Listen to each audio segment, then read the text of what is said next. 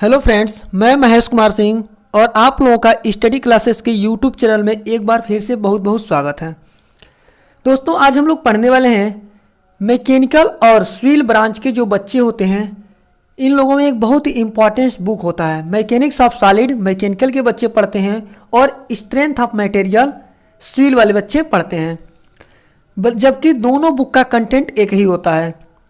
तो आइए चलते हैं हम आज इस बुक का सेकेंड लेसन जो है स्ट्रेंथ ऑफ मटेरियल और मैकेनिक्स ऑफ सॉलिड का जो सेकेंड लेसन है स्ट्रेस एंड स्ट्रेन, इसका यह फोर्थ वीडियो है। इसके पहले हमने 3 वीडियो बना चुके हैं जिसमें आप लोगों को अच्छे से समझाने की कोशिश की है। यदि आप लोग उस वीडियो को नहीं देखे हैं तो आप लोग उस वीडियो को जाकर देख सकते हैं और उसको देखने के बाद यदि इस वीडियो को देखेंगे तो अच्छे से समझ में आएगा। चलिए चलते हैं अपने टॉपिक पे। यहाँ पर हम लोग पढ़ेंगे इलास्टिक लिमिट क्या होता है, हुक्स लॉ क्या है, यंग्स मॉडुलस क्या है, बल्क मॉडुलस क्या है और पॉइजन रेशियो क्या है। तो हम लोग आज के इस वीडियो में 4 टॉपिक लेकर आए हैं जिसे डिटेल में डिस्कस करने वाले हैं। चलिए बढ़ते हैं, पहले इलास्टिक लिमिट को हम समझते हैं। फ्रेंड्स, इलास्टिक लिमिट बोले तो प्रत्यास्थ सीमा क्या होता है। दोस्तों, यहाँ पर हम आप लोगों को बता देते हैं, जब किसी पिंड पर बल अर्थात प्रतिबल बढ़ाते जाते हैं तो प्रतिबल के बढ़ते क्रम में एक ऐसा मान होता है जिसके लिए पिंड प्रत्यास्थता की अंतिम सीमा पर पहुंच जाती है। इसका मतलब यह हुआ, जब हम किसी भी पिंड पर इतना फोर्स लगाएं कि वह पिंड अब उस बल को न सह सके, यानी बल को सहन न कर सके। यदि मान लीजिए हम उसमें टेंसाइल फोर्स लगाते हैं, यानी खींचते हैं दोनों साइड से, तो एक ऐसा स्थिति आता है कि टूटने के पहले वाली जो स्थिति होती है उसी को क्या बोलते हैं, प्रत्यास्थ सीमा बोलते हैं। यानी टूटने से पहले, जस्ट पहले जो स्थिति होती है उसे क्या बोलते हैं, प्रत्यास्थ सीमा बोलते हैं। एक बार और देखते हैं, जब किसी पिंड पर बल अर्थात प्रतिबल बढ़ाते जाते हैं तो प्रतिबल के बढ़ते क्रम में एक ऐसा मान होता है जिसके लिए पिंड प्रत्यास्थता की अंतिम सीमा पर पहुंच जाती है, और प्रतिबल के मान को जरा सा भी बढ़ाने पर पिंड प्रत्यास्थता का गुण नहीं दिखाती है। यानी जरा सा भी यदि हम बल को बढ़ा देते हैं तो पिंड क्या होता है, प्रत्यास्थता की सीमा को जो गुण होती है उसे प्रदर्शित नहीं करती है, और प्रतिबल हटा लेने पर पिंड अपने पूर्व आकार ग्रहण नहीं कर पाती है, यानी पूर्वावस्था में नहीं आ पाती है। शॉर्ट में इसको हम डिफाइन करें तो प्रतिबल तीव्रता का वह अधिकतम मान जिस पर वस्तु प्रत्यास्थ रहती है प्रत्यास्थता सीमा कहलाती है। यानी किसी भी वस्तु को जब हम प्रतिबल लगाते हैं तो उसकी जो विखंडन होने से पहले की जो स्थिति है उसी को क्या बोला जाता है, प्रत्यास्थ सीमा बोला जाता है, इलास्टिक लिमिट बोला जाता है। हम आशा करते हैं आप लोग इस टॉपिक को समझ गए होंगे। अब हम आगे बढ़ते हैं कि हुक्स लॉ क्या होता है। हुक्स ने क्या अपना नियम दिया था, तो हुक्स ने नियम दिए थे, प्रत्यास्थता सीमा के अंदर, यदि प्रत्यास्थता के सीमा के अंदर कोई वस्तु है तो क्या होगा, प्रतिबल विकृति के अनुक्रमानुपाती होता है। यानी प्रत्यास्थता सीमा के अंदर प्रतिबल विकृति के अनुक्रमानुपाती होता है, यानी प्रोपोर्शनल टू होता है। तो हम बोल सकते हैं स्ट्रेस प्रोपोर्शनल टू स्ट्रेन। क्या है, stress proportional to strain. Stress equal to क्या हो जाएगा, यदि हम यहाँ पर कांस्टेंट लगाते हैं और इस प्रोपोर्शनल टू को हटाते हैं तो stress equal to constant dot constant into strain. अब हम स्ट्रेस और स्ट्रेन को इस साइड में लेकर जाते हैं तो stress upon strain equal to constant, और इसी कांस्टेंट को क्या बोला जाता है, मॉडुलस ऑफ इलास्टिसिटी बोला जाता है। यही जो होता है हुक्स लॉ होता है। अगला हमारा टॉपिक है यंग्स मॉडुलस। यंग्स मॉडुलस क्या है, तो टेंसाइल स्ट्रेस और टेंसाइल स्ट्रेन या कंप्रेसिव स्ट्रेस और कंप्रेसिव स्ट्रेन के रेशियो को यंग्स मॉडुलस कहते हैं। क्या बोल रहे हैं कि टेंसाइल स्ट्रेस और टेंसाइल स्ट्रेन अथवा कंप्रेसिव स्ट्रेस और कंप्रेसिव स्ट्रेन के जो रेशियो होते हैं इसे क्या बोला जाता है, यंग्स मॉडुलस बोला जाता है।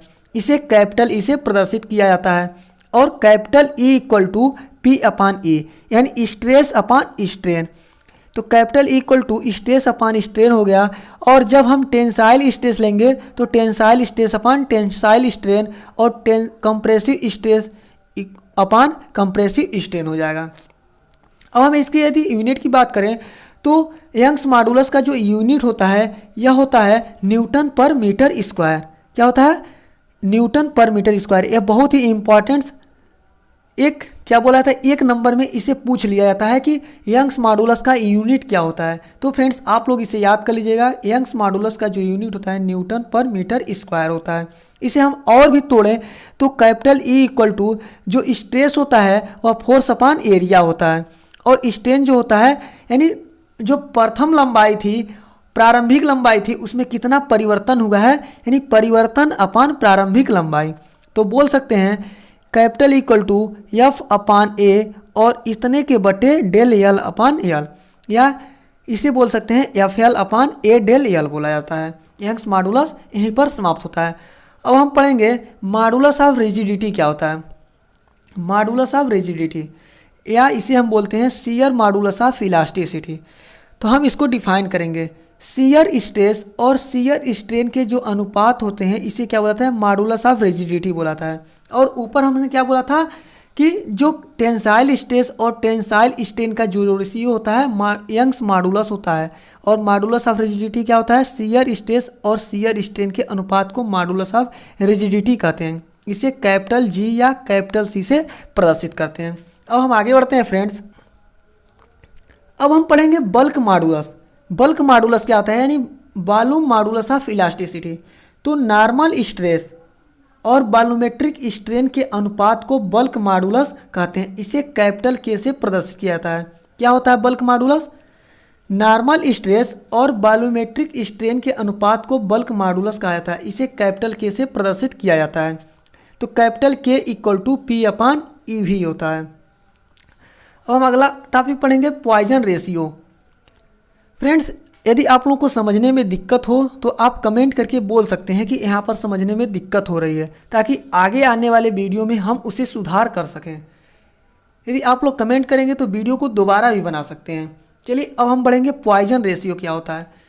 तो फ्रेंड्स लैटरल स्ट्रेन और लॉन्गिट्यूडनल स्ट्रेन के रेशियो जो होता है उसे क्या बोलाता है, पॉइजन रेशियो बोलाता है। एक बार और देखते हैं, लैटरल स्ट्रेन और लॉन्गिट्यूडनल स्ट्रेन का जो रेशियो होता है उसे क्या बोलाता है, पॉइजन रेशियो बोलाता है। और पॉइजन रेशियो होता है 1/m equal to lateral strain upon longitudinal strain. क्या होता है, 1/m equal to lateral strain upon longitudinal strain. अब लैटरल स्ट्रेन किसे कहा जाता है और लॉन्गिट्यूडनल स्ट्रेन कहा जाता है। फ्रेंड्स जब हम किसी भी वस्तु के यदि उसके हम एक्सिस के परपेंडिकुलर फोर्स लगाते हैं तो यहाँ पर क्या होगा, लैटरल स्ट्रेन होगा। और जब हम उसके एक्सिस के समानांतर फोर्स लगाते हैं तो लॉन्गिट्यूडनल स्ट्रेन होगा। आप लोग इसे याद कर लीजिएगा, कॉपी में नोट डाउन कर लीजिएगा। लैटरल स्ट्रेन किसे बोलते हैं, जब किसी भी पिंड के एक्सिस के परपेंडिकुलर या 90 डिग्री पर फोर्स लगाया जाता है तो क्या होता है, लैटरल स्ट्रेन होता है। और जब किसी भी पिंड के एक्सिस के समानांतर पैरेलल फोर्स लगाया जाता है तो उसे क्या बोलते हैं, लॉन्गिट्यूडनल स्ट्रेन बोला जाता है। तो फ्रेंड्स आज के लिए बस इतना ही, मिलते हैं फिर से अगले वीडियो में। यदि आप लोग अभी तक स्टडी क्लासेस के यूट्यूब चैनल को सब्सक्राइब नहीं किए हैं तो आप इस चैनल को सब्सक्राइब कर लीजिए। और कहीं पर भी समझने में दिक्कत हो रही है तो आप उसे कमेंट करके बता सकते हैं कि सर यहाँ पर दिक्कत हो रही है। हम उसे आगे जो वीडियो बनाएंगे उसमें सुधार करके ज़रूर आपको बताएंगे। थैंक यू फ्रेंड्स, आज के लिए अब इतना ही, मिलते हैं फिर से अगले वीडियो में। तब तक के लिए जय हिंद जय भारत।